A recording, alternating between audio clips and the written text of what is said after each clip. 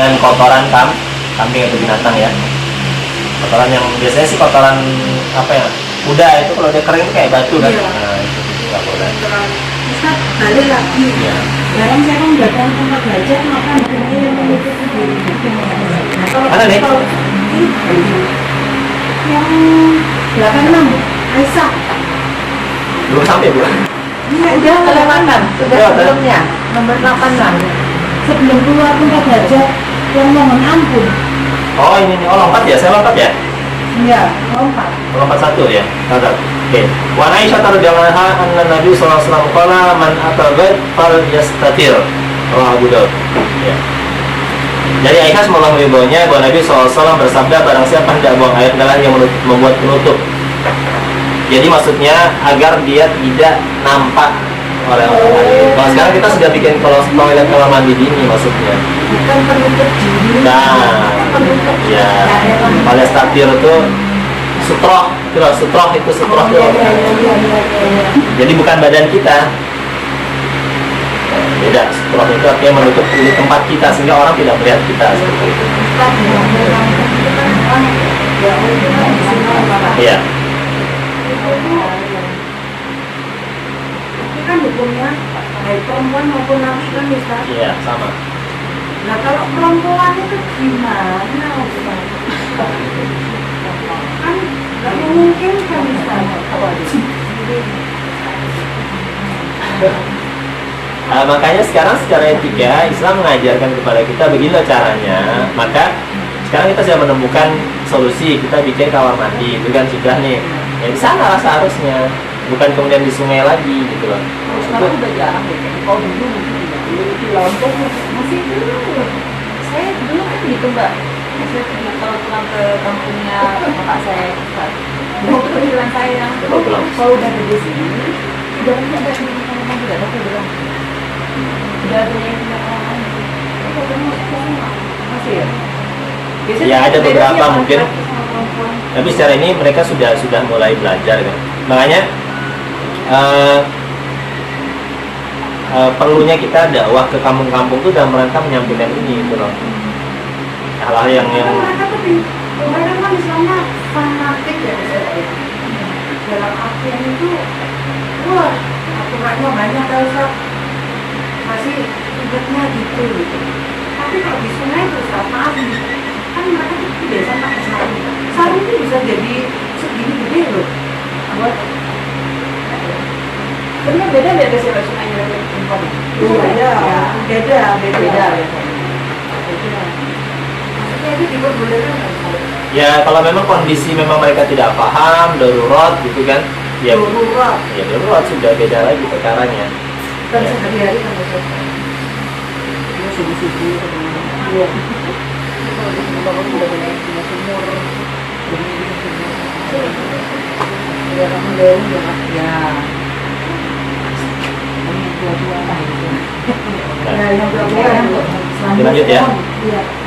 An Abi Hurairah radhiyallahu anhu qala anna Rasulullah sallallahu alaihi wasallam naha an yustanja bi azmin aw raus wa qala innahuma la yutahhirani rawahu Darqutni wa sahhaha. Abu Hurairah semoga meridhoinya berkata bahwa Rasul sallallahu alaihi wasallam melarang untuk beristinja, cebok ya, dengan tulang atau kotoran binatang. Dan dia bersabda keduanya tidak dapat mensucikan. Darqutni di sini juga sahih. Jadi kan nggak bisa mensucikan karena tidak menyerap ya. Wan Abi Hurairah radhiyallahu anhu qala Rasulullah sallallahu alaihi wasallam istanzihu minal bauli fa inna ammata azabil qabri minhu. Rawahu Darqutni. Hati-hati dengan kencing. Dari Abu Hurairah semoga meridhoinya bahwa Rasul sallallahu alaihi wasallam bersabda, sucikanlah dirimu dari air kencing karena kebanyakan siksa kubur itu berasal dari sebab air kencing. Kenapa? Karena banyak orang yang mungkin ketika kencing itu kemudian tercipat entah pakaiannya, entah badannya, kemudian dia tidak perhatikan sehingga kemudian ketika dia mungkin berwudu untuk sholat itu tidak sah. Ya. Ini mutlak ya Ustaz? Iya, jadi harus dibersihkan. Mau setetes pun juga bukan setetes secuplik kena itu sudah najis, harus dibersihkan. Bukan diganti bajunya.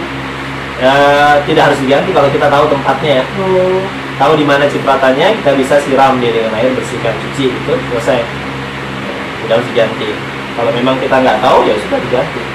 Ustaz, kalau kita kondisi tertentu, ada kan yang orang batuk terus sering kencing kan Ustaz. Ya, Nah, kalau orang perempuan itu diantisipasi dia pakai softtek Ustaz. ya, Artinya kan maaf ini, masa kan kencing itu di softtek Ustaz. ya, Dan permukaannya kan selalu ya, kering. ya. Itu yang najis yang mana Ustaz kalau menurut Ya sudah, berarti dia harus ganti. Softteknya di softteknya. Ganti softteknya. Softteknya. Ganti.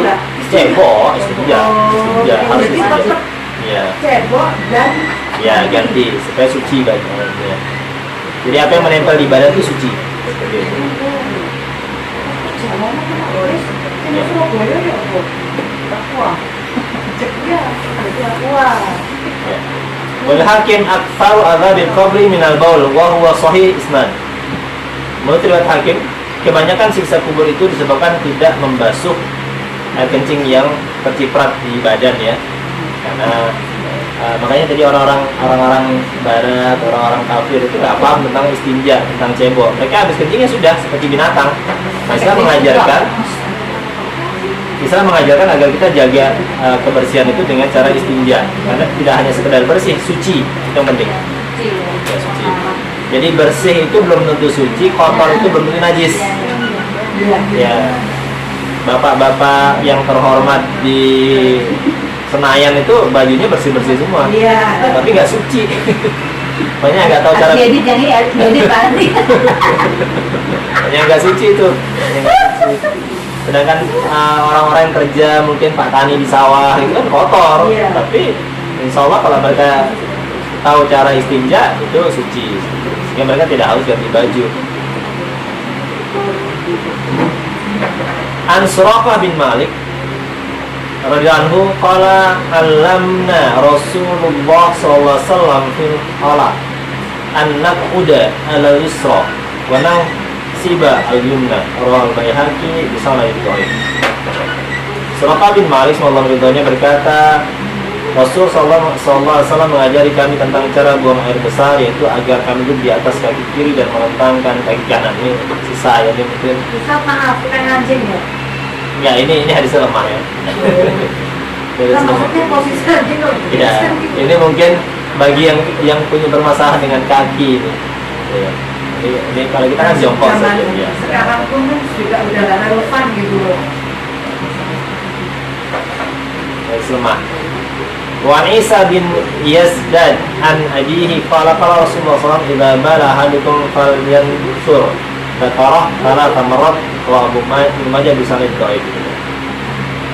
Dari Isa bin Yazdad dari ayahnya sallallahu alaihi wasallam bahwa Rasulullah SAW bersabda, jika seorang di antara kamu telah selesai buang air kecil, maka hendaknya mengurut kemaluannya 3 kali lewat Ibnu Majah dengan sanad yang lemah. Ya. Jadi ini sanad lemah, tetapi memang bisa diterapkan karena ada sisa-sisa kencing di dalam kemaluan sehingga perlu dikeluarkan secara total. Nanti ada setelah kencing itu ada yang namanya wadi. Wadi itu adalah cairan kental yang keluar setelah orang kencing. Biasanya selesai dia. Itu orang mati aja kan Ustaz? Ya, biasanya gitu. Itu najis ya hukumnya. Najis dan nabi. Wa Ali bin Abbas radhiyallahu anhu anna Nabi sallallahu alaihi wasallam sa'ala ahla Quba faqalu inna nutbi'u al-hijara wal ma' al-hijara wal ma' rawal Bazzar bi sanadin dhaif. Dari Ibnu Abbas radhiyallahu anhu bahwa Nabi sallallahu alaihi wasallam telah bertanya kepada penduduk Quba. Dia bersabda, sesungguhnya Allah memuji kamu sekalian. Mereka berkata, sesungguhnya kami selalu beristinja dengan air setelah dengan batu. Diriwayatkan oleh Bazzar dengan sanad yang lemah. Asal di sini ada dalam riwayat Abu Daud. Jadi cukup dengan salah satu ya. Jangan kemudian pakai batu, pakai air campur-campur gitu. Satu aja.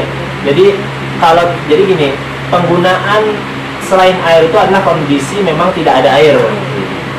Artinya kalau memang airnya mencukupi, kita gunakan air karena itu lebih bersih. Tapi kalau nggak ada, airnya sedikit, ya sudah pakai yang lainnya.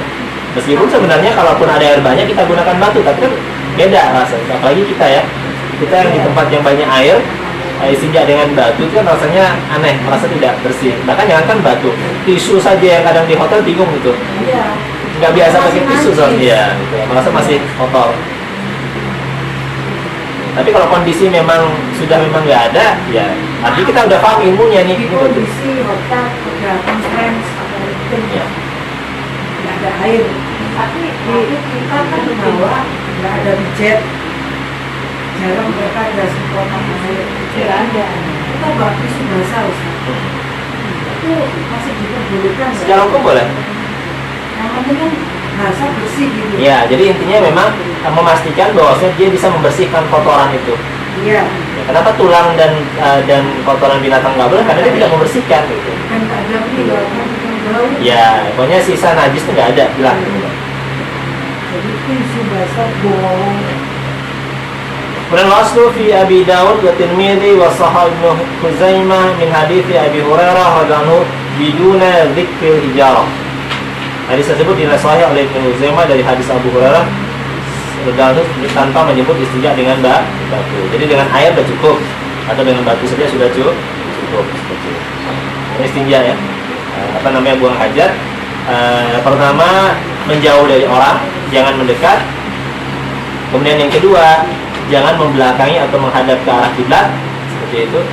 Kemudian yang ketiga, usahakan jangan membawa sesuatu yang ada lafaz Allahnya. Ya, tadi.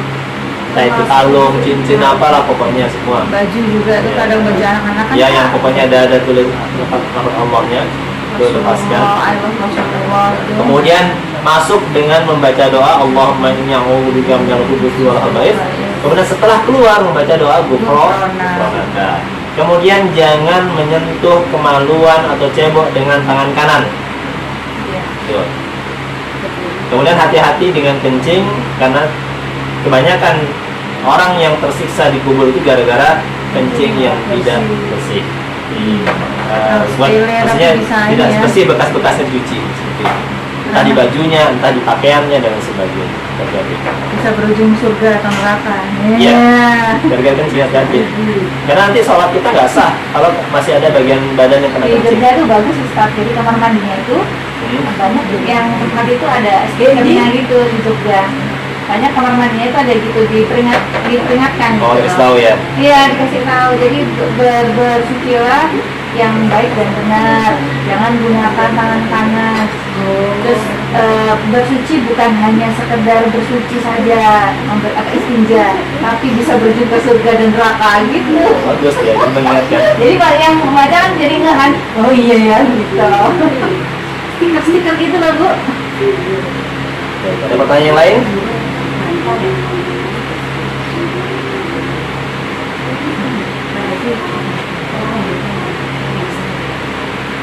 Ada pertanyaan? Belum, Ustaz. Belum.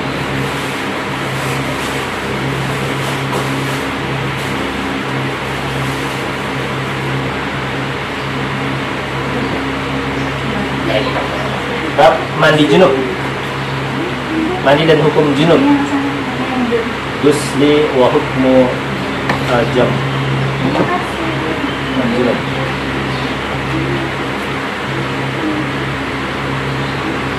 Ya, lanjut ya. Ya. An Abi Sa'id Al-Khudri radhiyallahu anhu qala qala Rasulullah SAW al-ma'u minal ma'. Rawi Muslim wa aslu fil Bukhari.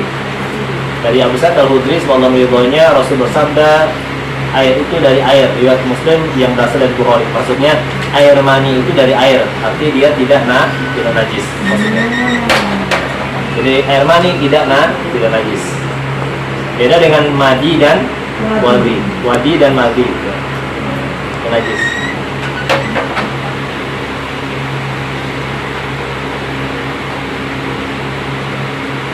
Sebab najis itu kalau dibersihkan tidak hanya menghilangkan bau, tapi bekasnya pun harus hilang najis itu. Nah, ketika Rasul nanti sholat, Aisyah mengerik mani yang kering di baju Rasul. An Abi Hurairah radhiyallahu anhu qala qala Rasulullah sallallahu alaihi wasallam idza jalasa baina syu'abiha al-arba' thumma jadaha faqad wajaba al-ghusl. Muttafaqun alaih. Dari Abu Hurairah semoga ridhonya bahwa Rasul SAW bersabda, apabila seorang laki-laki duduk di antara 4 cabang atau bagian tubuh perempuan lalu mencampurinya, maka ia telah wajib mandi. Maksudnya maaf, bahasanya meniduri perempuan gitu ya. Meniduri dan menyetubuhinya. Maksudnya tidak hanya sekedar mencumbu, tapi sampai benar-benar berhubungan, maka wajib mandi meskipun mungkin tidak sampai keluar mani. Tapi kalau sudah seperti timba masuk sumur, itu wajib mandi bahasanya. Jadi jangan berpikir nanti orang tadi enggak ini kok, misalnya gitu ya. Cuma sedikit tetap harus mandi. Ya itu. Tiba masuk sumur. Ya, pokoknya ada seperti timba masuk sumur, apakah timbanya masuk cuma sedikit ataukah sampai semuanya tetap harus mandi. Apakah sampai dapat air atau nggak dapat air tetap mandi biasanya. Akhirnya nggak dapat ya, tetap aja tidak mengeluarkan. Ini mandi. Ya, zada muslim wa illam yunzil, meskipun ia belum mengeluarkan mani. Keduanya Karena keburu anaknya bangun gitu kan. keburu ada Keburu ayam berkokok misalnya, tetap ada wajib mandi. Wa Anas radhiyallahu qala Rasulullah SAW fil mar'ati tara fi manamiha ma yara rajul qala tagtasil, muttafaqun alaih. Dari Anas radhiyallahu ridhonya berkata, Rasul SAW bersabda tentang perempuan yang bermimpi sebagaimana yang dimimpikan oleh laki-laki, maksudnya mimpi basah. perempuan. Ya, maka sabdanya ia wajib mandi. Ya. Hadis muttafaqun alaih Bukhari dan Muslim. Jadi kalau ada perempuan yang mimpi, ya mimpi basah, maka dia wajib mandi. Zada Muslim, faqalat Ummu Sulaim wa hal yakunu hadha? Qala na'am. Famin aina yakunu asyibah? Ustaz, dia apabila dia melihat air mani Mana? yang di bawahnya, Mana? yang itu juga catatan penting ini loh. Ah, gimana? Hadis ini saudara Az-Zuhairi dan As-Salami menyebutkan sebuah hadis dari Ummu Salamah bahwasanya Ummu Sulaim dan istri Abi Talha berkata, wahai Rasulullah, sesungguhnya Allah tidak malu dari kebenaran, maka apakah wanita harus mandi apabila dia bermimpi basah? Beliau menjawab, iya, apabila dia melihat air mani. Muttafaq alaih. Ya, ada sedikit perbedaan antara mani bagi laki-laki dan mani bagi perempuan maksudnya. Laki-laki mani itu memang tampak dari sesuatu yang keluar. Ya, kalau bagi perempuan, jadi kan berbeda dia. Ya, artinya mani perempuan itu bukan seperti laki-laki. Kalau laki-laki dia mani itu keluar ketika sudah sampai kepada klimaksnya muncrat, gitu kan? Kalau perempuan kan enggak. Gitu. Ini perbedaannya. Jadi ketika dia bermimpi basah saja itu sudah menjadikan dia basah gitu perempuan itu. Hukumnya sama gitu Iya, maksudnya. sudah basah dia. Kalau laki memang tidak, laki-laki tidak otomatis.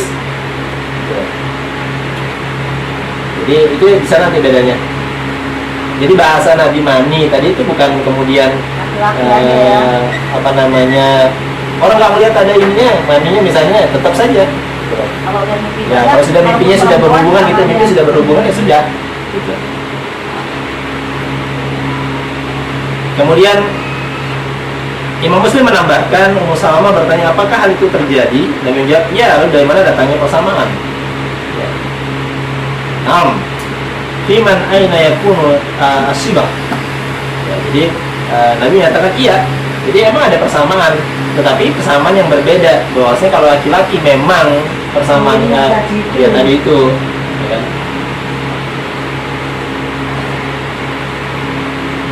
Kemudian wa Aisyah radhiyallahu anha qalat kana Nabi sallallahu alaihi wasallam yagtasil min arba' min al-janabah wa yaumul jum'ah wa min hijamah wa min ghusl mayyit. Rawahu Abu Daud wa Sahih Ibnu Huzaimah. Ya, Aisyah semoga ridhonya berkata, Rasul SAW biasanya mandi karena 4 hal. Biasanya mandi karena 4 hal. Ya. Bukan wajib ya, biasanya. Pertama jenabat, ini mandi. Ya, ini kalau jenabat nanti jatuhnya hukumnya wajib. Kemudian hari Jumat. Hari Jumat itu memang sebagian menyatakan dia wajib, sebagian menyatakan sunnah. Kemudian berbekam, ini biasa saja, ya, adalah kewajiban. Memandikan mayat juga bukan kewajiban. Gitu. Ya. Riwayat Abu Daud dan dinyatakan sahih oleh Ibnu Huzaimah. Jadi 4 kebiasaan ini ada yang hukumnya wajib, ada yang tidak.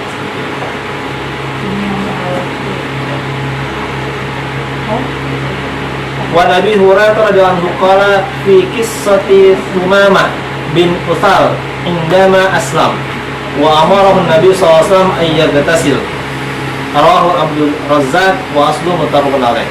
Dari Abu Hurairah radhiyallahu anhu tentang kisah Thumamah bin Uthal, ya, ketika masuk Islam, Nabi SAW menyuruhnya mandi. Riwayat Abu Razzaq dan asalnya muttafaqun alaih. Ini sebagai apa namanya? Bukan syarat wajib ya. Jadi orang biasa setelah masuk Islam baru disuruh mandi.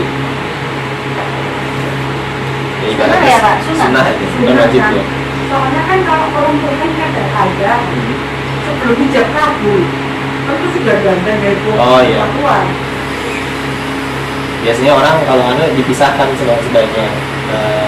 Jadi jangan ketika mau ijab kabul baru akad nikah. Sebaiknya dipisahkan akad nikah ijab ikat nikah. Kok ini masuk Islamnya dulu ya. Baru ijab. Oh, jadi sebaiknya peristiwa mualaf dan hijab kabul tidak bisa keluar. Kalau memang yakin dengan Islam, segerakan, jangan tunda-tunda. Kecuali dia masih ada keraguan, biarkan berpikir. Gitu loh. Seperti saat diantaranya kan ada siapa namanya, Sofyan bin Umayyah misalnya. Ketika Fatul Makkah dia minta, ya Rasul kasih aku waktu 2 bulan untuk berpikir menerima Islam. Kata Nabi, terserah mau 4 bulan juga boleh, kata Nabi. Kalau memang bukan, maksudnya dia masuk Islamnya. Itu dah. Tapi dalam kondisi dia belum mualaf, berarti nggak nikah. Bukan nih lain. Maksudnya gini, kalau memang sudah yakin dengan Islam, kenapa harus nunggu sampai akad nikah gitu loh? Maksudnya gitu. Segerakan saja masuk Islam dulu. Kita nggak tahu setelah itu apa masih hidup atau enggak, kita nggak tahu nih. Gitu loh. Kalau emang sudah yakin, tapi kalau memang ragu-ragu, udah mikir aja dulu gitu loh. Jangan dipaksa masuk Islam. Itu maksudnya. Tapi kalau yang bersangkutan, ya nanti dah habis hijab kabul. Makanya sekarang terserah saja. Tapi sekarang begini, kalau memang sudah yakin, kenapa tidak disegerakan? Karena kita nggak tahu nih. Kira-kira masih sampai ijab kabul nggak kita? Itu maksudnya. Kita nggak tahu ya. Iya. Tapi kalau dia emang masuk Islamnya supaya bisa nikah, ya beda urusan. Beda niat Beda niat, gitu kan.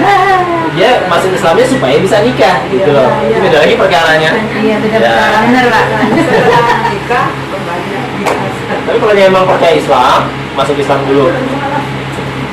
Iya sih, benar. Dari sampai dulu. Ya kebanyakan dulu zaman jahiliyahnya kan gitu kan. Ternyata dulu Masuk aja Islam udah supaya bisa nikah. ternyata dulu aja juga udah contohin ya, Pak ya. Iya. Bersuami kan Ya, gitu. iya, entah yang suaminya, entah yang istrinya, pokoknya Iya. salah satu gitu. Akad nikah, ijab masuk Islam langsung nikah supaya bisa dicatat di KUA. Kalau enggak kan nggak bisa KUA nyatet. Nggak bisa kawin. Masalahnya dari Islam. Kemudian wa'an Abi Hurairah radhiyallahu anhu fi qissati al-Mutadabba. Wa'an Abi Sa'id al-Khudri radhiyallahu anhu anna Rasulullah sallallahu alaihi wasallam qala gustu al-jum'ah wajibun ala kulli muhtalim. Al-Raja Sabah. Ini dari Abu Sa'id al-Khudri sallallahu alaihi wasallam, Rasul sallallahu alaihi wasallam bersabda, mandi hari Jumat wajib bagi setiap orang yang telah bermimpi balik. Riwayat Imam 7. Maksudnya tidak sholat Jumat. Nah, kapan dianggap? Kalau jadi katanya gini, ketika terbit matahari baru dianggap sebagai hari Jumat, hari ya, hari Jumatnya. Bukan setelah asar itu ya. Enggak, ini jadi karena akan digunakan untuk sholat Jumatnya. Oh iya, jadi di hari. Nah, kalau saya beranggapan ini wajib. Jadi Jumat itu harus mandi Jumat. Jadi makanya Jumat itu kenapa hukumnya al-rimah? Dia rangkaian. Al-rimah itu arti rangkaian. Karena tidak hanya sekedar wajib, tapi al-rimah itu dia agung dia. Karena Jumat itu sholatnya rangkaian pertama mulai dari mandi Jumatnya, kedua mendengarkan khutbahnya, ketiga berjamaahnya. Untuk orang Laki-laki yang sholat Jumat gitu loh. Nah kalau perempuan dia mau ikut sholat Jumat ya sama, Kalau perempuan deh kok beda ya udah enggak gitu loh. Mandi biasa lah ya.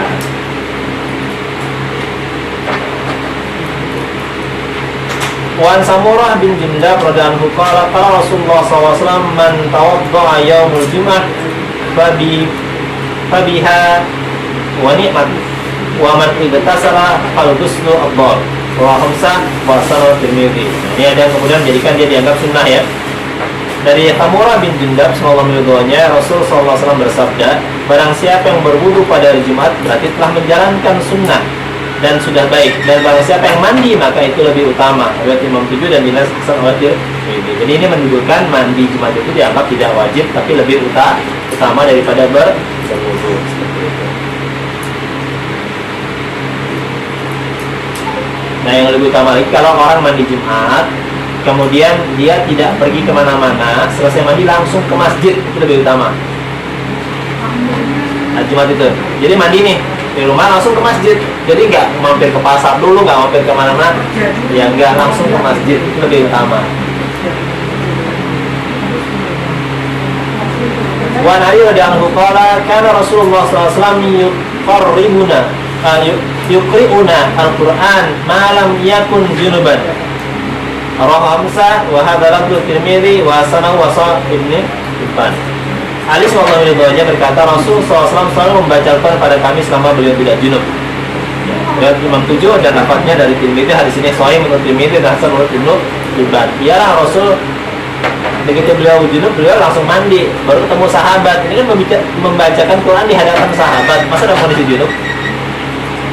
Tidak kan? kita pun juga mau. Iya. Itu loh. Jadi ini konteksnya adalah bukan sebenarnya penjelasan ahli ini menunjukkan Rasul itu bertemu orang itu sudah dalam kondisi suci gitu loh. Mengajarkan Quran itu artinya tidak hanya Quran, mengajarkan hadis dan sebagainya seperti itu. Jadi bukan pada fokusnya bahwasanya kalau baca Quran harus suci. Ini keliru memahami ini. Ya.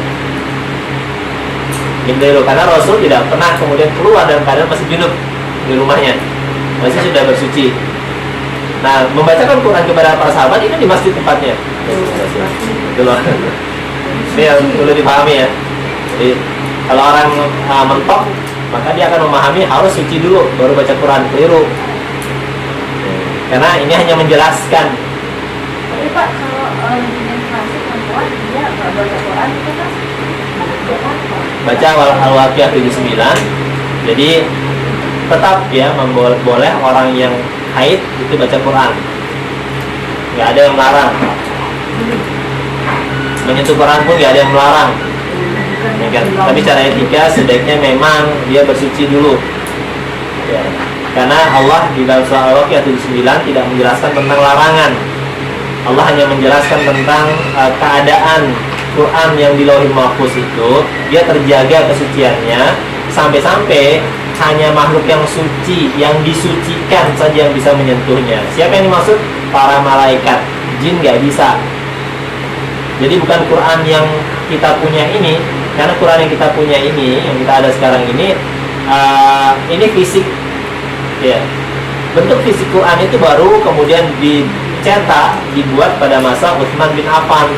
Pada masa Rasul nggak ada fisik Quran yang seperti para sahabat terlalu menghafal. Memang ada yang mencatat, menulis di beberapa yang sebagian sahabat menulisnya di misalnya di lebaran kulit unta, kulit binatang, atau lebaran pelepah kurma, tapi tidak banyak. Ya, hanya beberapa sahabat. Sehingga kemudian ketika Rasul meninggal, Umar meminta Abu Bakar untuk mengumpulkan catatan-catatan tadi. Tapi dikumpulkannya belum diapa-apain nih. Kemudian baru pada masa Utsman bin Affan itu kemudian dipilah. Jadi semua itu dipilah, yang double-double dibuang, diambil hanya satu. Setelah itu baru kemudian disalin menjadi 4 salinan. Baru kemudian Quran itu mulai dibuat dalam bentuk seperti yang kita pegang sekarang ini. Zaman Nabi belum ada. Oke, semuanya hafalan zaman dulu itu. Jadi kalau tiba-tiba muncul larangan, Nabi melarang orang memegang Quran, jadi agak aneh kita. Tapi Pak, kalau didapatkan memang bawaannya kan malas Pak, badannya sakit semua tuh. Sekarang betapa setoran dia belum malam, pasti itu bocor. Enggak, aku kalau lagi dapet aku nggak setoran, aku nggak baca soalnya paling baca artinya aja. Gitu. Jadi gini sebenarnya sungguh kesian sekali perempuan ketika mereka sudah nggak boleh sholat, nggak boleh puasa, nggak boleh tawaf, nggak boleh baca Quran pula. Makin jauh lah mereka dari agama gitu kan. Kan baca artinya Pak. Ya. Artinya ada keutamaan setiap hari kita membaca bagian daripada kitab Allah. Baca basmalah, alhamdulillah, itu bagian daripada ini. Ya kalau Al-Quran kan biasanya kan tetap Pak kan gitu, tapi kalau Al-Quran saya enggak lah, paling baca artinya gitu doang. Oke, jadi sebenarnya ini tidak kan apa-apa ya. Tidak menjelaskan tentang kondisi seharusnya. Ya, tapi menunjukkan bahwasanya Rasul itu kalau keluar dari rumahnya sudah tidak dalam kondisi berhadat, ya kan, sudah kondisinya suci bersih. Dia membacakan kepada para sahabat itu tidak menjadi ketetapan harus dalam kondisi sucinya. Ya. Wa Nabi Sa'id Al-Khudri radhiyallahu anhu qala Rasulullah sallallahu alaihi wasallam idza ata ahadukum ahlahu thumma arada an yamuda tawadda bainahuma wudu'an, rawahu Muslim. Abu Sa'id Al-Khudri sallallahu alaihi wasallam berkata bahwa Rasulullah sallallahu alaihi wasallam jika seorang di antara kamu mendatangi istrinya, ya, kemudian ingin mengulanginya lagi, maka dia berwudu antara keduanya. Hadis riwayat Muslim. Jadi ronde kedua gitu, berwudu supaya segar. Kemudian zada Hakim fainau an syatu lil out. Hakim menambahkan karena wudu itu memberikan semangat untuk mengulanginya lagi. Segar kan? Jangan ngantuk. Walaba an Aisyah radhiyallahu anha qalat kana Rasulullah sallallahu alaihi wasallam yanamu wa huwa junub min ghairi ay yamassal ma wa huwa ma'lul. Kemudian Imam 4 dari Aisyah sallallahu alaihi wasallam dia berkata Rasulullah sallallahu alaihi wasallam pernah tidur dalam keadaan junub tanpa menyentuh air. Hadis ini ma'lul, dicacat ya.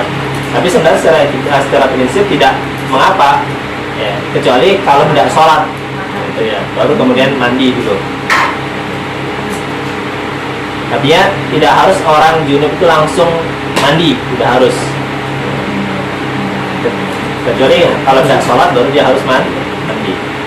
Aisyah radhiyallahu anha qalat kana Rasulullah sallallahu alaihi wasallam idza ibtasala minal janabah yabda'u fayaghsilu yadayhi thumma yufrik biyamini ala shimali fayaghsilu farjahu thumma yatawadda thumma ya'khudul ma fayudkhilu asabi'ah fi usuli sya'ri thumma hafana ala ra'si thalatha hafanat thumma afadha ala sa'iri jasadi thumma ghasala rijlaihi muttafaqun alaihi wa rawahu Muslim. Ini cara mandi janabat ya, yang sesuai sunnah. Aisyah radhiyallahu berkata biasanya Rasulullah SAW jika mandi karena janabat akan memulai dengan membersihkan kedua tangannya di tangan, kemudian menumpahkan air dari tangan kanan ke tangan kiri, lalu mencuci kemaluannya, cebok, ya kan? Kemudian berwudu, ya. Lalu mengambil air, kemudian memasukkan jari-jari ke pangkal-pangkal rambut, lalu menyiram kepalanya 3 genggam air. Kemudian mengurus seluruh tubuh dan mencuci kedua kakinya. Muttafaqun alaih, lafaznya dari Muslim. Jadi kaki itu belakangan cucinya. Ya, jadi berwudu, tapi tidak menyiram kaki. Kemudian langsung nih bersihkan kepala, ya kan? Kemudian siram seluruh tubuhnya. Kemudian terakhir baru kaki. Ini salah satu cara mandi junub ya. Salah satu cara. Ini salah satu, belum Bu. Tenang Bu, sabar. Salah satu cara. Kemudian walahuma fi hadithi Maimunah thumma afraga ala farji faghasalahu bishimali thumma daraba biha al wa fi riwayatin famasaha biturab. Menurut riwayat Bukhari Muslim dari hadis Maimunah, kemudian beliau menyiram kemaluannya dan membasuhnya dengan tangan kiri lalu menggosok tangannya pada tanah untuk menghilangkan bekas itu tadi ya, mungkin sperma dan sebagainya. Kalau sekarang ada sabun ya gitu. Wa fi akhiri thumma ataitu bil mingdil faraddadah wa fihi wa ja'ala yanqudul ma' biyadihi. Dalam suatu riwayat yang lain beliau menggosok tangannya dengan tanah atau debu. Di akhir riwayat itu disebutkan kemudian aku memberikannya sapu tangan namun beliau menolaknya. Dalam hadis itu disebutkan beliau mengeringkan air dengan tangan kanannya. Dengan tangannya digosoknya aja ya. Ini cuma ini aja cara apa namanya membersihkan setelah itu menjadi masalah. Wan Ummu Salamah radhiyallahu anhu qalat qalat qultu ya Rasulullah inni imra'atun ashaddu sya'ra ra'si afa an qulu ligus bil janabah wa fi riwayatin wal haidha faqala la innama yakfika an tahfi ala ra'sik thalatha hafayat. Rawi Muslim. Ummu Salamah semoga meridainya berkata, ya Rasul, aku bertanya, wahai Rasulullah, aku ini seorang perempuan yang mengikat rambut kepalaku, panjang rambutnya diikat. Apakah aku harus membukanya untuk mandi jenabat? Dan riwayat lain disebutkan dan mandi dari haid. Nabi menjawab, tidak, tapi kamu cukup mengguyur air di atas kepalamu 3 kali. Jadi nggak harus dibuka ya. Mengguyur air, bukan Guyur. disampoin. Gimana? Bukan disampoin. Enggak, tidak ada kewajiban sampo. Sampo itu belakangan itu. Pokoknya kepala rambut itu dibasahin. Jadi kalau rambutnya panjang digulung-gulung nggak usah dibuka. Tata caranya. Ya? Tata caranya. Ya ini sih diguyur aja teman. Berapa kali Ustaz? Ya? Berapa kali? 3 kali.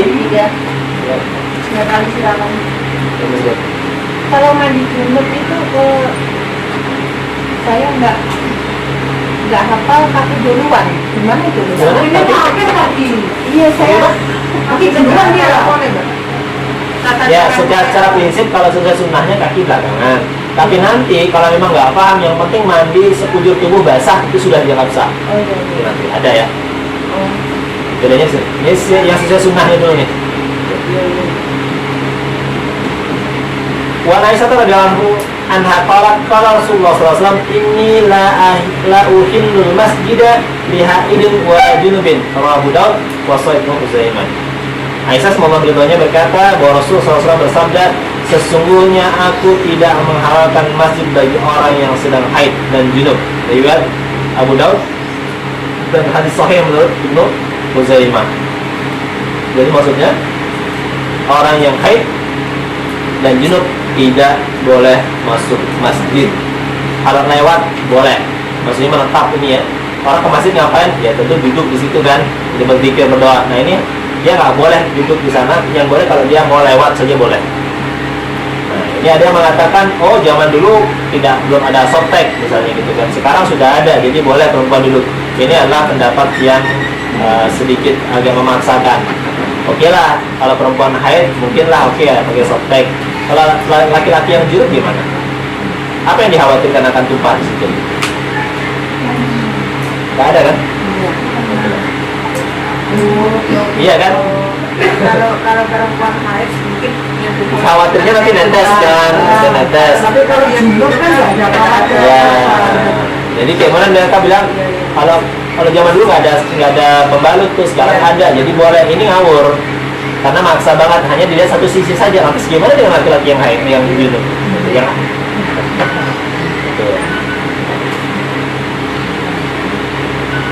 wa naqalat kuntu agatasilu ana wa Rasulullah SAW min ina'i wahidin tahtariku aydina fihi minal janabah muttafaqun alaih. Zada Ibnu Hibban wa Talqi.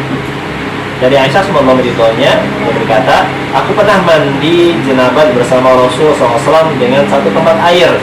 Tangan kami selalu bergantian mengambil air. Muttafaqun alaih. Ibnu Hibban menambahkan dan tangan kami bersentuhan. Jadi ini romantisme rumah tangga Rasul ya, mandinya bareng. Jadi ngambil airnya gitu. Jadi nggak apa-apa mandi jenabat berdua. Boleh. Wa Nabi Hurairah radhiyallahu anhu qala Rasulullah sallallahu alaihi wasallam inna tahta kulli sya'ratin janabah faghsilu asy-sya'ra wa kul bashar. Rawahu Abu Daud wa Tirmidzi wa Dha'fa. Dari Abu Hurairah semoga meridhoinya, Rasul bersabda, sesungguhnya di bawah setiap helai rambut terdapat jenabat. Oleh karena itu cucilah rambut dan bersihkanlah kulitnya. Menurut Abu Daud dan Tirmidzi, dan keduanya menganggap hadis ini lemah. Ini yang kemudian dijadikan nggak boleh cukur rambut, potong kuku kalau lagi haid misalnya gitu kan. Harus dikumpulin tuh, harus mandi, nggak ada. Seperti tadi rambutnya digulung, cukup disiram saja. Dari siram itu nggak semua basah kan, ada yang nggak kena kan gitu ya. Pokoknya ini cara yang bentuk kemudahan dari Rasulullah SAW. Boleh Ahmad an Aisyah nahu wa fi fi majmu' rawi maslul. Menurut Ahmad dari Aisyah semoga berjalan terdapat hadis serupa namun ada perawi yang tidak dikenal, jadi lemah hadisnya. Jadi sebenarnya rambut itu bukanlah sesuatu yang kemudian harus perhelainya dibersihkan ketika jenabat. Kalau rambutnya panjang tidak harus dibuka, cukup disiram saja 3 kali, maka itu sudah cukup sebagai syarat mandi jenabat. Disiramnya itu Gimana? siramnya itu seluruh atau seluruh? Rambutnya digulung, pokoknya disiram dengan, kalau sekarang kita pakai shower atau cibuk ya. Ya, kita shower atau cibuk sekarang tuh. Ya, pokoknya intinya disiram 3 kali. Artinya kita anggap sudah basah gitu kan. Tanpa harus tiap helai ini kita gosok satu persatu atau sengaja dipilih-pilih gitu kan juga. Ya, enggak harus.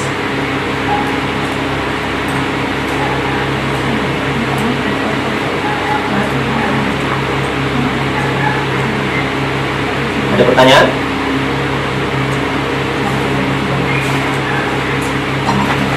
Kan nggak tanya ada sih. Belum Ustaz, kan tadi ada cara mandi saya Ya. nah, waktu SMP itu kan sampai sekarang sih pakai kan lebih dulu terus basuh sebelah kanan terus semuanya Ada. otomatis begitu kanan sih kan tapi enak Enggak, beda nanti dia. Itu kena tapi nanti disiram sendiri lain. Kalau saya mandi keramas terus habis itu wudhu itu sah nggak? Setelahnya Ini secara hukum prinsip ini kan di Bulughul Maram ini hanya sebagian hadis ya. Iya. Nanti di hadis yang lain saya akan sebutkan. Para ulama juga sepakat. Kalau sudah seluruh anggota tubuh itu basah, maka itu sudah sah mandi jenabat. Makanya orang-orang yang meskipun nggak tahu caranya mandi jenabat itu dia mandi biasa aja udah selesai. Iya. Lama niatnya mandi jenabat gitu loh. Iya. Terus habis itu ditambahin wudhu lagi. Ya nggak apa-apa. Monggo.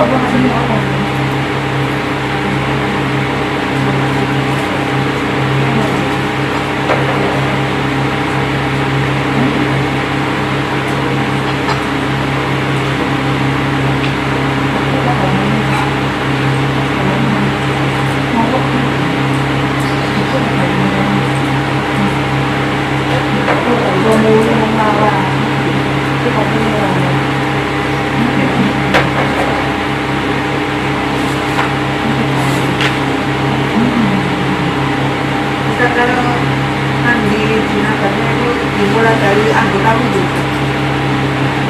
Mulai wudhu dulu, baru kanan. Maksudnya tidak berwudu dulu atau gimana? Bilang anggota wudu gimana? Baru wudhu lagi. Kemak dulu Ustaz pas di kajian lain karena Ustaz pimpinannya Wadah, Sarullah. bukan Didi Kenapa? Ustaz Hasan Basri Oh ya? Kenapa? Ustaz Hasan Basri pernah jelaskan Hah? katanya disuruh basuh cuci tangan dulu Hah? terus dibasuh kemaluan habis itu terus wudhu Dulu seperti biasa ya. wudhu habis itu dari badan dulu Iya, kan badan. terus kanan Ada memang hadisnya. seperti yang pernah dulu saya tanya kalau nggak salah dijawab sama beliau penjelasan kalau intinya salah nggak seperti itu nggak apa-apa sekarang saya kasih tahu gitu. Memang iya, kan tadi saya bilang mandi biasa pun selama seluruh anggota tubuh itu basah itu sudah sah. Artinya yang sunnahnya begini, gitu. Nah di antara sunnah pun ada beberapa yang harus dicontohkan. Ada yang tadi habis berwudu, ya seperti yang tadi itu, di tangan, kemaluan, berwudu, kemudian langsung siram, mengambil air langsung basahin kepala, langsung siram semua. Ada yang kemudian kanan dulu, kiri dulu, kepala, baru kaki. Ada, bebas.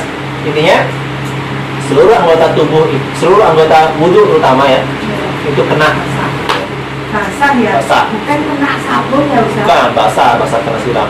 Sabun sampo nggak ada Nah, aturannya. sangat bersih Ustaz ya. Ya, sampo itu hanya tambahan. Jadi bukan aku belum sampoan nggak sah. Sampo itu tambahan, gitu loh. Itu sebenarnya zaman dulu nggak pakai sampo, pakai apa? Arang ya? Apa? Bukan arang apa namanya? Merang. Perang ya, perang. Jadi jangan dianggap berarti nggak sampoan nggak sah nggak. Aman aman.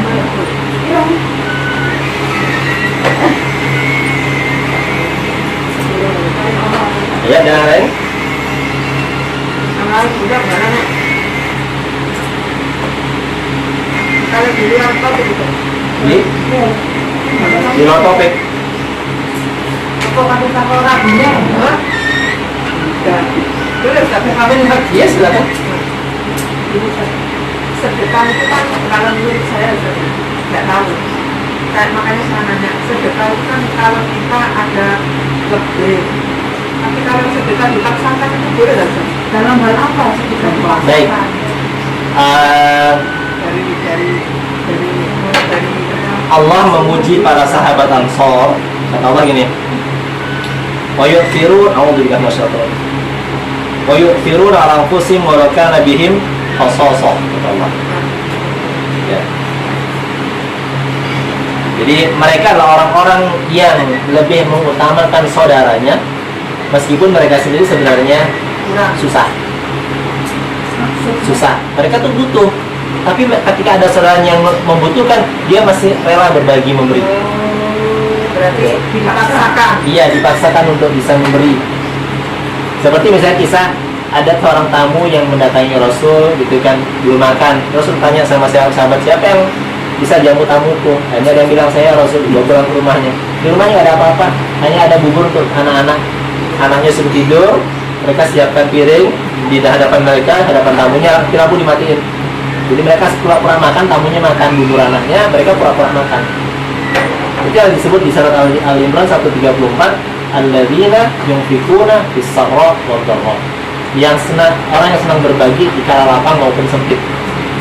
Jadi kalau sedekah dipaksa nggak apa-apa. Yang nggak boleh itu adalah katalah la taj'al yadaka maghlulatan ila unukik wa la tabsutha fil masjid fataqula maluman mahsura. Jangan kau genggam tanganmu jangan kau belenggu tanganmu ke lehermu. Maksudnya apa? Pelit nggak karuan. Anak kecil itu kalau nggak suka, jangan gitu. Ya. Dan jangan kau lepaskan karena boros. Artinya apa? Kalau bantu orang tuh lihat kebutuhan orang. Orang butuhnya cuma misalnya apa? Cuma makan, kita kasih macam-macam kulkas, kita kasih ini. Butuhnya makan kok gitu. Nah, itu yang nggak boleh berlebih-lebihan. Pelit nggak boleh, berlebihan nggak boleh. Tapi kalau memaksakan supaya sedekah itu bagus. Ini di surat Imran 134 Pak. Sakan Ustaz. Yang mana itu? Imran 134 ya. Sos sebentar.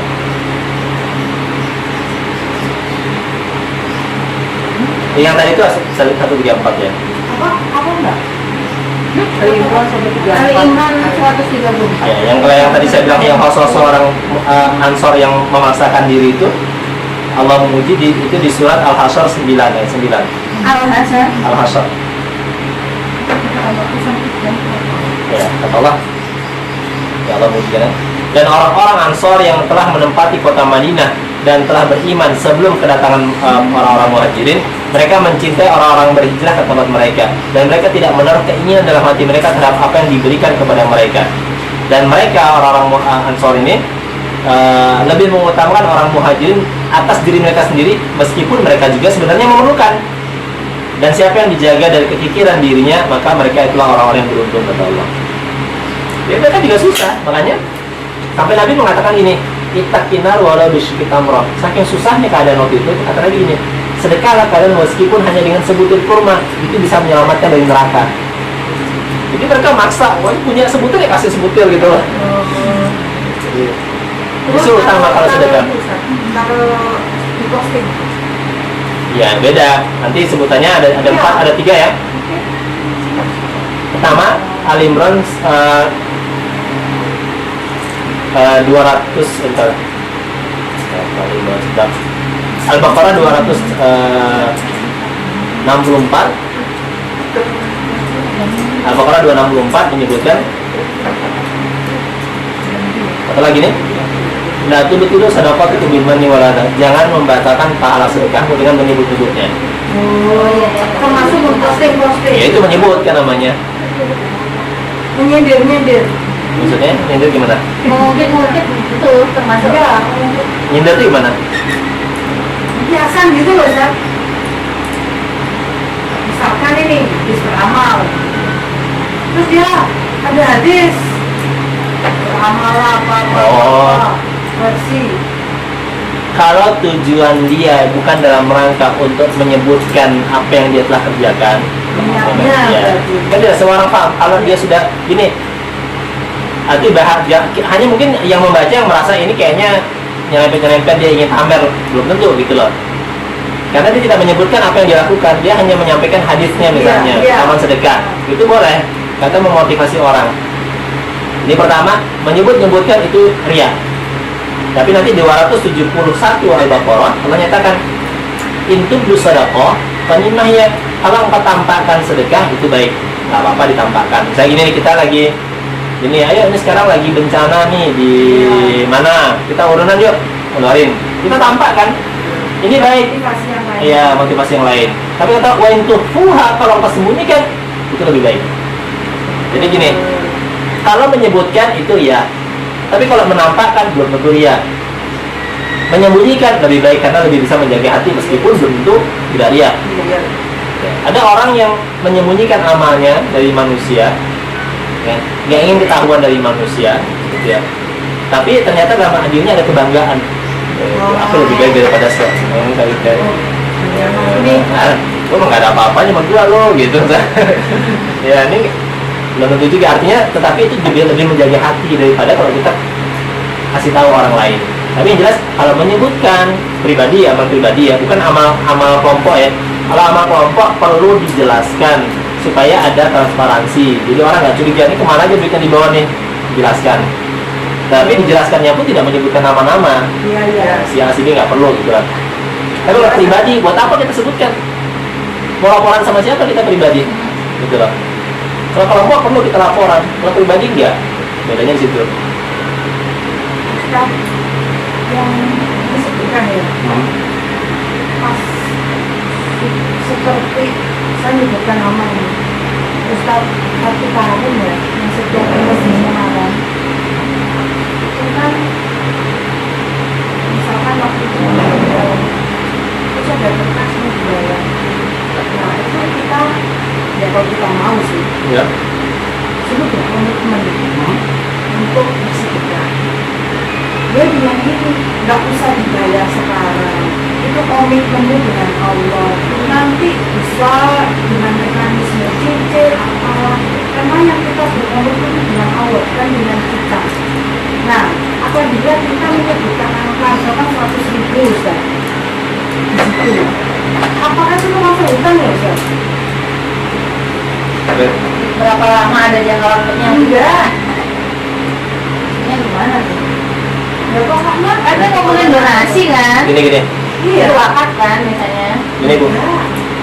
Gimana Ustaz? saran saya jangan lakukan. Itu bentuk nazar, janji. Allah memang membolehkan nazar, tapi Allah nggak suka kepada orang yang bernazar. Kenapa? Karena nazar itu cenderung sifatnya. Dihari. Nah tapi di situ tulis komitmen. Ya jangan mau. Ya udah biarin aja. Apa tidak? Jadi mohon maaf, jadinya kesannya gini, kesannya seperti dijebak orang. Betul, ini hati-hati. Jadi kadang-kadang itu tadi, ini komitmen Anda dengan Allah, mohon maaf ya. Ini bahasa yang saya katakan orang dijebak untuk kemudian dia terikat. Ini hati-hati sekali. Nggak boleh begitu. Seandainya sudah itu kan belum bisa. Ya itu penuhi. Enggak gini kan. Kata-katanya tuh enak gitu loh Ustaz. Betul. Cuma nggak boleh gini, tidak boleh orang kemudian memotivasi orang tapi dengan cara menjebak orang. Itu menjebak orang namanya. Karena itu nazar. Nazar itu kalau tidak bisa dipenuhi, itu nanti di Al-Maidah ayat ke-129 insyaallah ya. Itu sama dengan Jadi itu nazar ya Ustaz. sama dengan janji ya. Sumpah.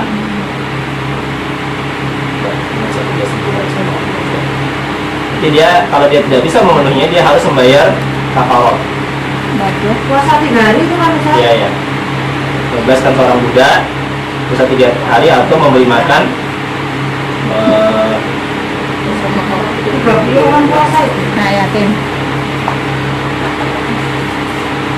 Karena waktu itu Ustaz memang yang Iya, iya. puasa.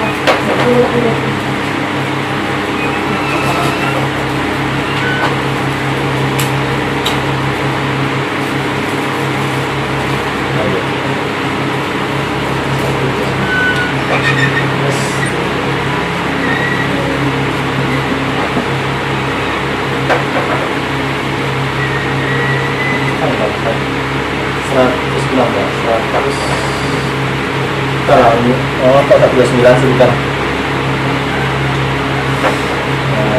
Bang Linda berapa sih?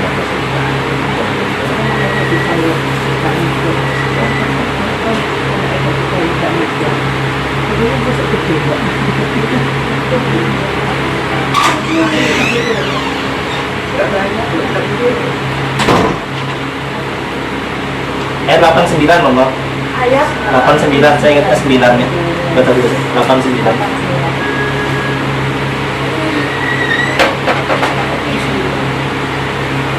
emang itu boleh Ustaz. Cuma misalkan kita terjebak dan namanya kan di kuliah ya, keluarga dari dalam agama. Apalagi dengan kata-kata enteng, gampang bisa dicicilkan komitmen dengan Allah, itu bisa bayar kapan aja, itu bisa itu mampu. Jadi dia menjebak orang. Seandainya sudah terjebak ini Ustaz, Ibu tidak sanggup kan? Dan kafarot. bukan sanggup dengan cicilan. Ya sudah bayar. Kalau sudah terpenuhi kan sudah Ustaz. Selesai sudah. Misalkan Ustaz, janjinya tahun 2018. Ya mereka juga mungkin nggak pernah ada ya. Tapi bisa dipenuhi mungkin 2024 dengan cara dicicil. Perlu nggak ini seseorang ini ngomong, ini saya mengenalkan janji yang pernah saya buat, yang saya komitmen ada yayasan ini, dan ini saya sudah membayarnya. Perlu nggak kata-kata gitu?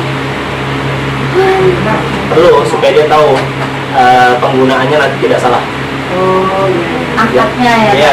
Ingetin. Nanti tahu merasa dikirimin kok siapa yang kirim nih, dipakai hal yang lain kita nggak tahu. Iya. Tidak, karena waktu donasi itu memang kayak ya saya sih melihat di mana aja begitu ada donasi ya kan nggak udah sekarang atau apa, orang ini kan kayak jor-joran apa ini kok suruh masuk depan gitu kan Ustaz.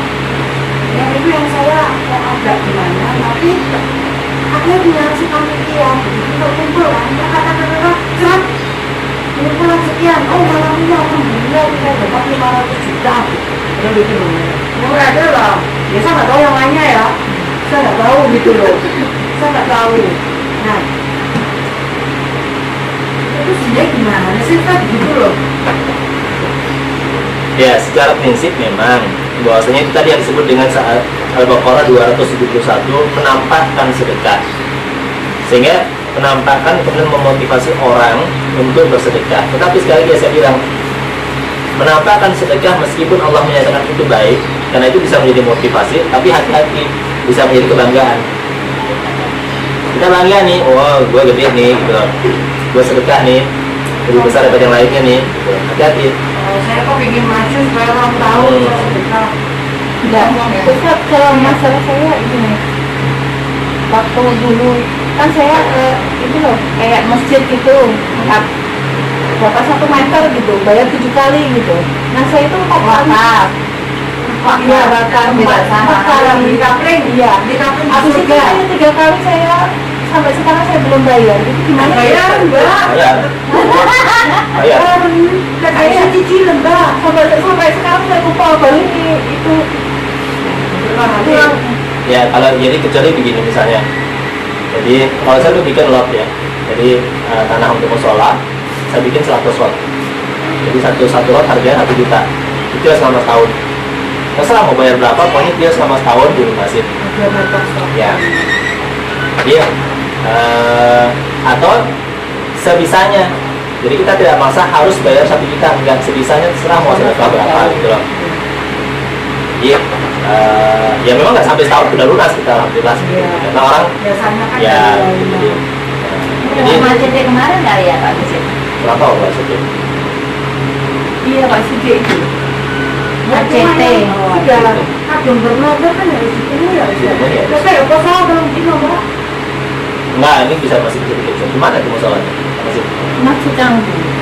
Ya udah kan udah selesai ya mereka belum kan? Sudah. Kemarin kan parkiran itu.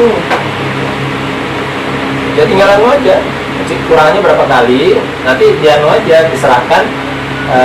Saya apa namanya waktu itu sudah hampir 1 meter kan, harga semeternya dibayar. Kalau nggak punya uang Ustaz. Bilang sama Pak itunya ya. Kalau nggak punya uangnya beda perkara. Tetapi makanya kemarin gini, kalau kita sudah sejak awal berniat mengambil, itu sudah berarti namanya karena ditentukan, kecuali kita sedekah tanpa mengambil itu. Udah kita kasih duit aja ya, saya sedekah nih. Semampu saya. Iya, ini soalnya ngambil lotnya gitu loh. Ada tertentu ini. Tentunya kita beli semeternya gitu kan.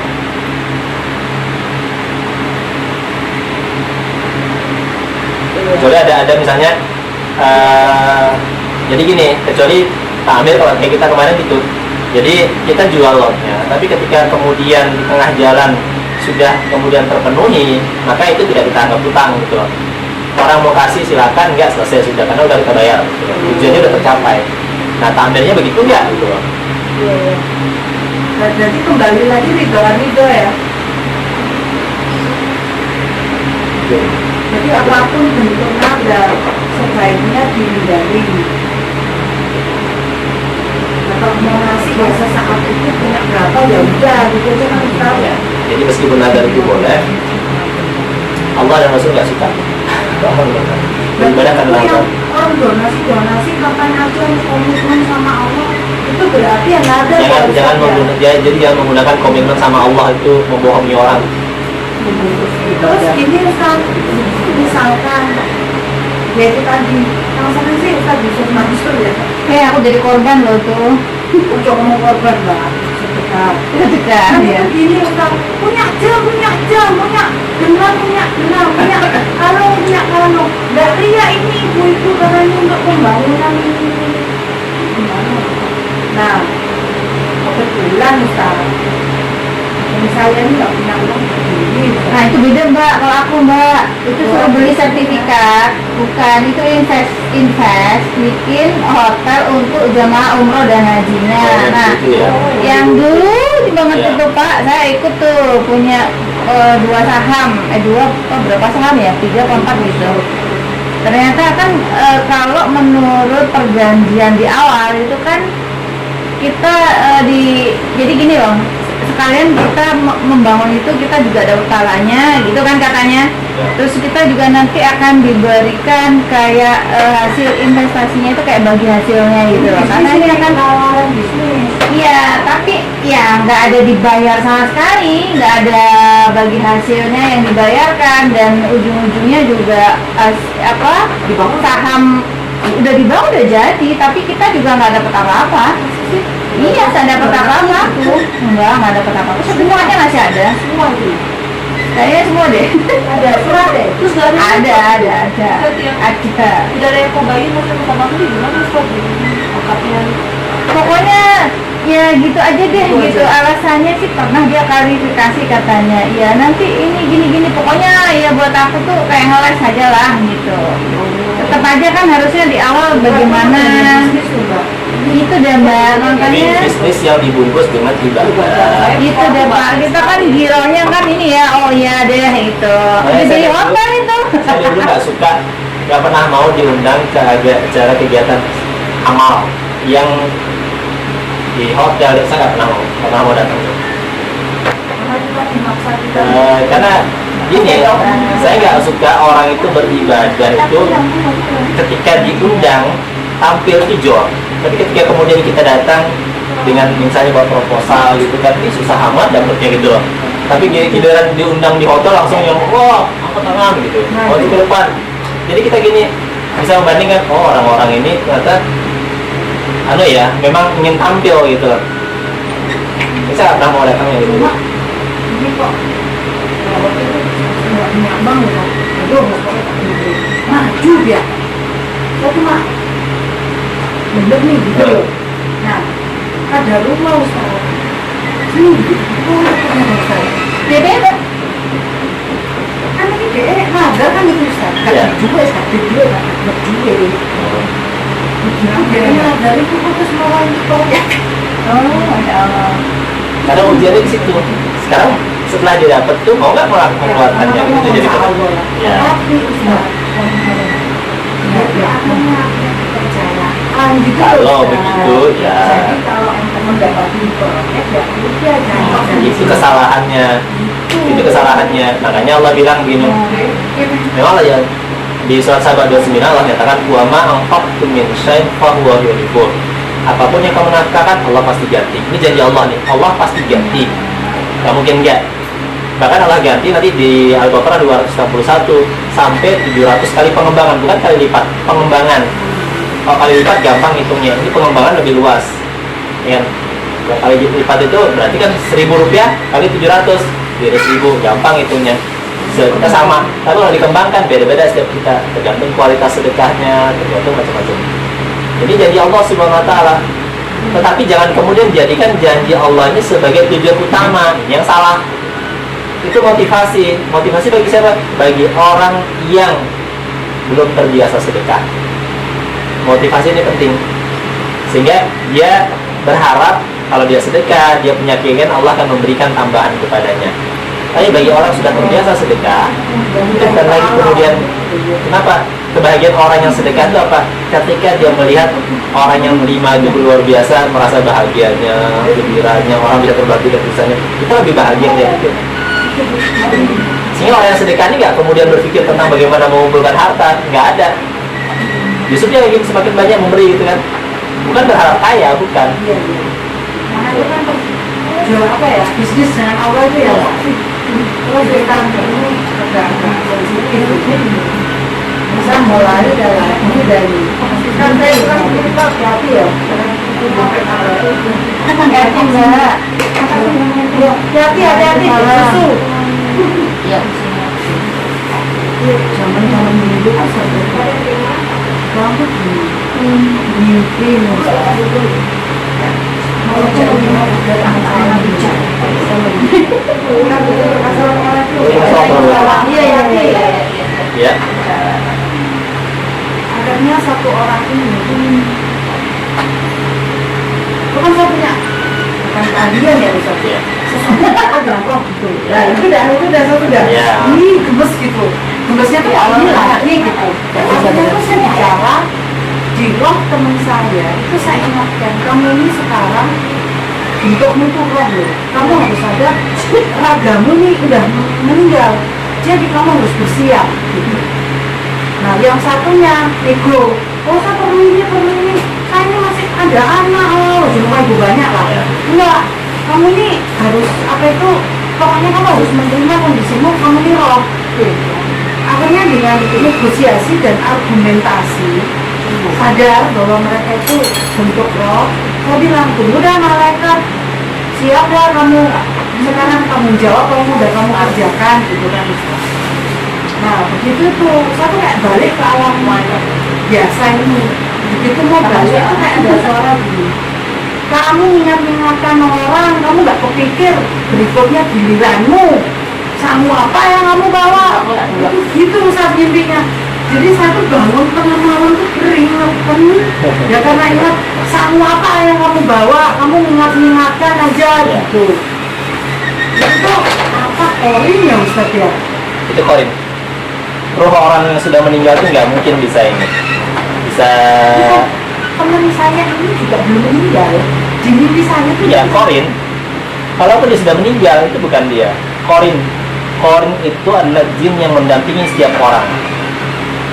Tujuan korin itu adalah dia menyesatkan orang. Jadi cari celah. Menyesatkan orang dan orang sekitarnya. Gitu. Jadi itu yang bukan korin itu korin saya atau korin teman? korin teman. Jadi Terus yang saya nemuin ini Pak, itu saya Pak, kawan saya. Kamu nemuin gimana? Ya kan saya nemuin mereka itu. Ya jelas itu bukan ruh, yang jelas itu jin. Itu jin. Terus setelah bangun itu baiknya gimana Ustaz? Makanya sebelum kita tidur kita baca ta'awudz dulu, ya. Ustaz. Kemudian oke, kalau kita kemudian masih kursi, kalau masih terganggu, maka Tidur. berbalik arah. Tidurnya arahnya berbeda. kan berarti sekarang kepala jadi kaki kepala Ya, gitu. pokoknya geser lah, geser, jangan di posisi yang semula. Biasanya seperti itu. Oh, jadi Ya, itu dikasihkan tuh poin ya Ustaz. Ya. Jin itu Apalagi ini kok mulai lagi ya, ini jadi gitu saya Ustaz. nggak ada yang namanya. Oh ya sudah minta ini minta itu nggak ada.